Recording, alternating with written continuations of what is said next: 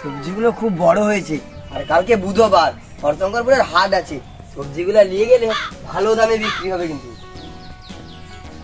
এই দাদা, এখানে কি করছিস রে? আর কি, সবজিগুলো দেখছি খুব বড় হয়েছে, কালকে না হাট বার আছে, তাই হাটিয়ে নিয়ে যাব। আর কি বলিস, শোন না, তুই না ভাত রাঁধবি, যা, আমি একটু মাঠ থেকে ঘুরে আসি। ঠিক আছে, তুই যা, আমি ভাত রান্না করে রাখবো।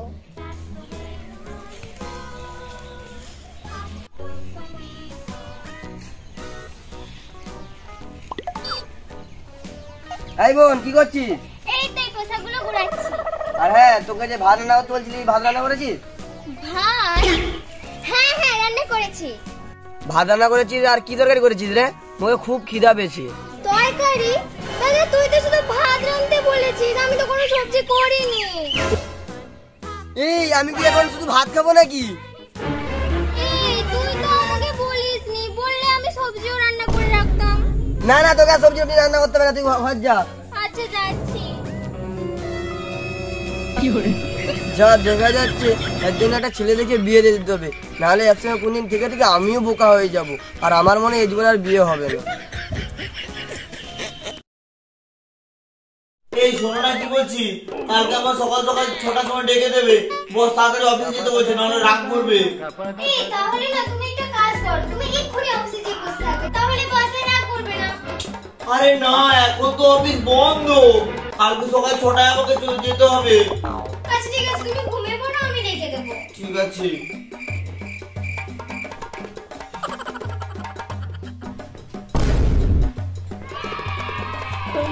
ছোটা বেঁচে গেছে, আমি রেখে দিই। কি করে দেরি হয়ে যাবে। ছোটা বেঁচে গেছে। আরে কোথায় 6টা বাজছে? এই তো 4টা 10, এখনো অনেক বাকি। রাত্রে বেলা ডেকে বলছে 6টা 10, ভালো লাগে না, ঘুমাও।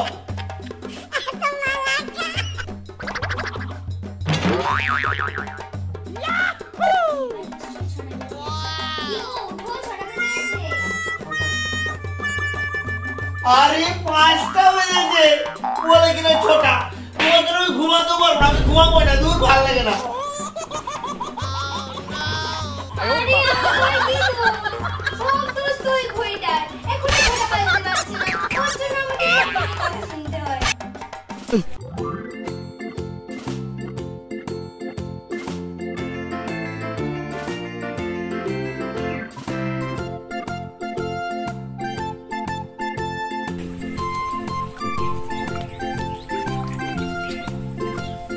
বোনটাকে খুব দেখতে ইচ্ছা করছে, অনেকদিন দেখিনি।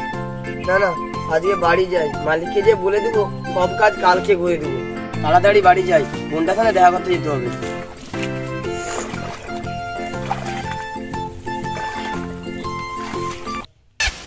কোথায় গেলে? বাজারে নিয়ে এসো। হ্যাঁ, বলছি আজ অফিস থেকে বাজার করতে যাচ্ছি, আর বাড়ি কোথাও পরিষ্কার করে রাখবে কিন্তু। ঠিক আছে, যাও।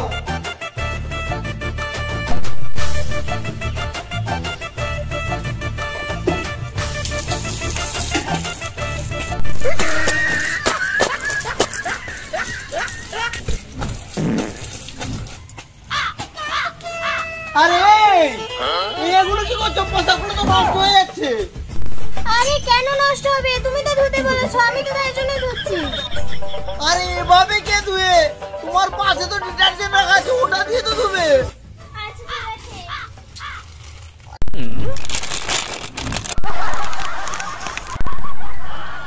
আরে ওটা কি করলে? তুমি তো রাখতে বলেছো। এ বোকা দিয়ে ঘর করাই যাবে না, দূর।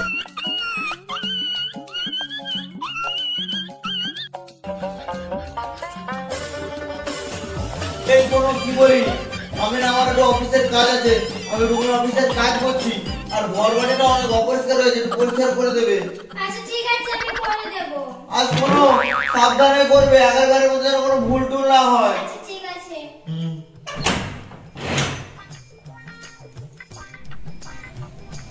কি যেন বলেছিল?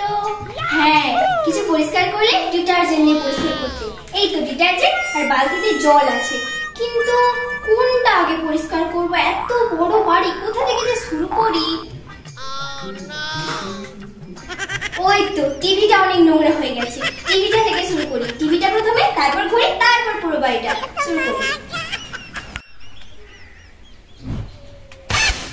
বোন, এই বোন, জামাই, অনেকবার ডাকলাম, এখনো কেউ বাইরে এলো না। মনে হয় ভিতরে গেছে, যাই করি। অফিসের কাজ হয়ে গেছে না, ও কি কাজ করছে দেখবো যাই, না লাগার বন্ধ করে বাজিয়ে দেবে।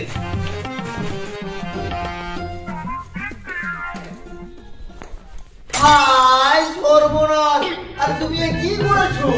আরে তুমি তো বললে কোনো কিছু ধুলে ডিটারজেন্ট দিয়ে ধুতে, তাই তো আমি ডিটারজেন্ট দিয়ে ধুচ্ছি। তারপরে 25,000 টাকা টিভিকে 35 টাকা ডিটারজেন্ট দিয়ে ধুয়ে দিয়েছো।